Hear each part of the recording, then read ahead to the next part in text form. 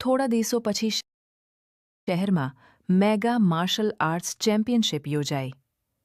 શનાયાના પિતા તેના મુખ્ય અતિથિ હતા. અચાનક શહેરના એક ખતરનાક ગુંડા કાળુ અને તેના સાગરીતોએ ત્યાં હુમલો કર્યો. તેમણે રતનલાલને પકડી લીધા અને પ્રોપર્ટીના કાગળો પર સહી કરવા માટે બંદૂક તાકી. આખો હોલ ડરના માર્યા થરથર ધ્રુજતો હતો. ત્યારે જ એક પડછાયો મેદાનમાં ઉતર્યો. એ અહાન હતો.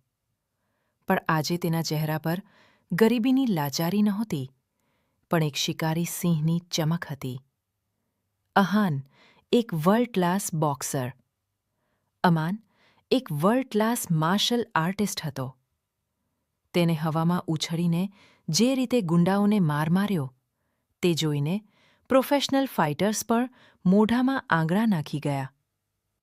સેકન્ડોમાં જ અહાને બધા જ હથિયારધારી ગુંડાઓને લોહીલુહાણ કરી નાખ્યા.